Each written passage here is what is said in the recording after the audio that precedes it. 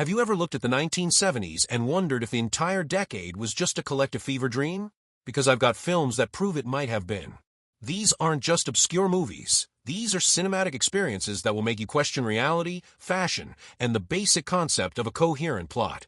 We are digging into a time when it seems like any idea could get a green light, and the results, well, you just have to see them to believe them. Let's get weird. Forget Dracula. Forget stakes. Forget everything you know about vampires.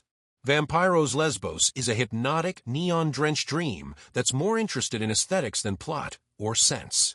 An American lawyer travels to a remote island to read a will and immediately gets sidetracked by the Countess Nadine, a vampire who lives in a modtastic lair and feeds on beautiful women. What follows is a psychedelic journey of seduction, trippy lounge music, and some of the most 70s editing ever committed to film. Characters stare at each other for minutes. The plot takes a vacation. The soundtrack, however, is an absolute banger that will invade your brain. Is it a coherent story? No. Is it an essential vibe check on 1970s Eurosleaze and avant-garde style? Absolutely. It's 90 minutes of pure, uncut atmosphere.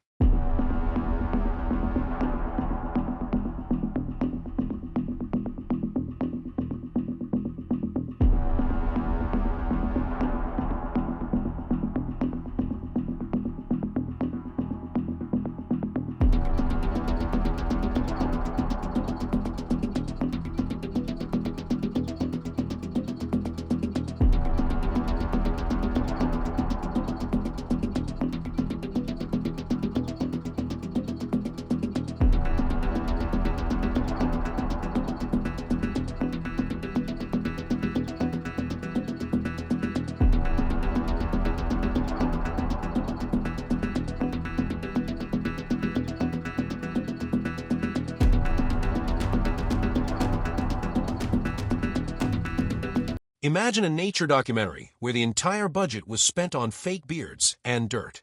Creatures the world forgot as Hammer's attempt at a prehistoric epic, minus the dinosaurs or anything else that might be fun.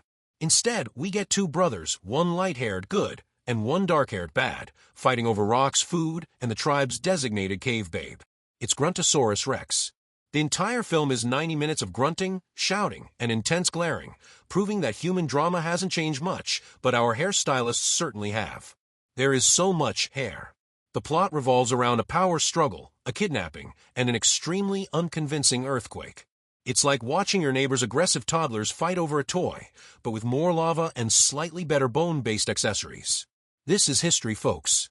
Probably. Devil gods of the primeval jungle. Survival is the only law for creatures the world forgot.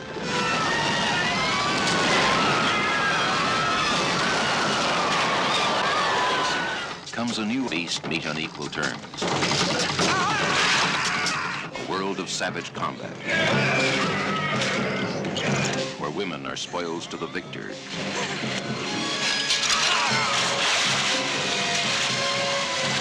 A sensational new star discovery of the 70s. The captive maiden and her new master. Their love defies tribal taboos.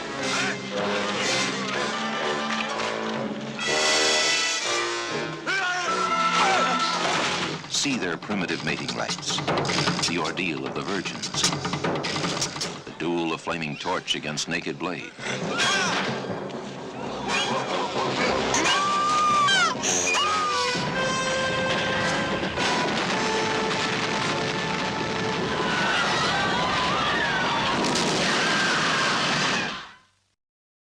What happens when a free-love hippie couple, high on life and other substances, breaks down in their groovy van? Naturally, they shack up in a decadent, crumbling villa inhabited by a reclusive, extremely creepy count. This is Oasis of Fear, a giallo that's less about whodunit and more about what is even happening. The couple just wants to take dirty pictures and be bohemian, but their host is busy with his own hobbies, namely brooding, playing the harpsichord, and a lot of murder. It's a surreal clash of 1970s counterculture optimism and old-school gothic depravity. You've got fashion vibes and a body count that climbs as slowly and stylishly as the film's camera pans. It's the perfect vacation horror, a deeply weird sun-drenched nightmare.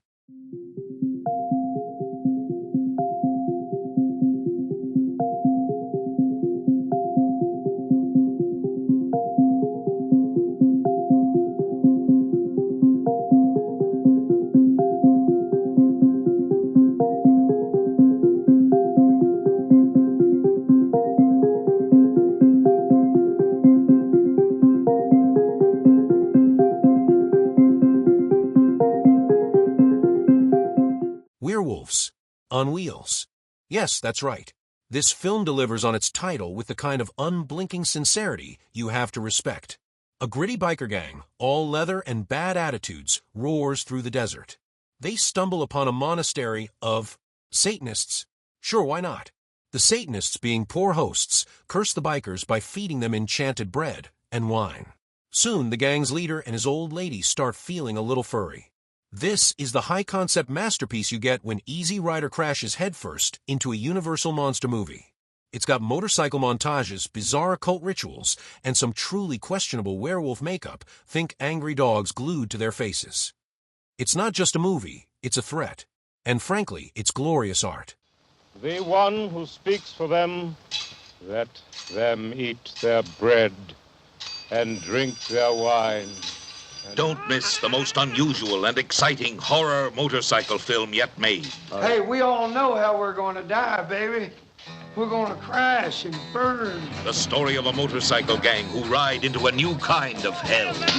They ride wild, play hard, and fight brutal.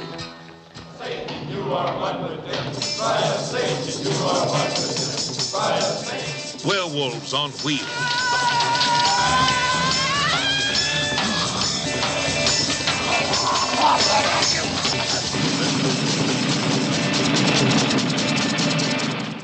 Written by film critic Roger Ebert. Yes, that Roger Ebert. This movie is a cinematic kitchen sink thrown at your face. It's not a sequel. It's a paranoid, pop art satire that starts at 100 miles per hour and accelerates. A female rock band, the Kelly Affair, moves to Hollywood seeking fame, fortune, and a good time. They find all three, plus a heap of drugs, betrayal, and a surprisingly grim last act tonal shift into a full-on slasher movie.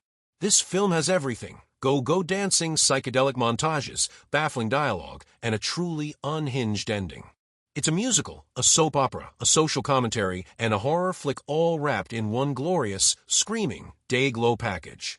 It's an anti-Hollywood film made by Hollywood, and it's completely insane. For years, he's been making very moving pictures for very little money. That something was Meyer's infallible eye for picking beautiful women.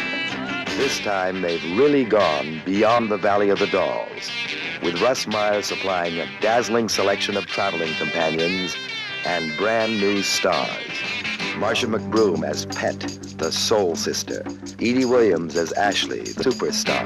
Erica Gabb, drama, love, mystery, music. But the most important element is the guy who put it all together, Russ Meyer. This is Russ Meyer, 240 pounds of creative energy. Yet there was something about his films, like The Immoral Mr. Tease and Vixen, that sparked the public's imagination. Dolly Reed as Kelly, the singer. Cynthia Myers as Casey, the swinger. Gavin as Roxanne, the sensualist. And Phyllis Davis as Susan, the insider. Beyond the Valley of the Dolls has all the elements. This is not a sequel. There has never been anything like it. And there you have it. 5 pieces of evidence that the 70s was operating on a different plane of reality.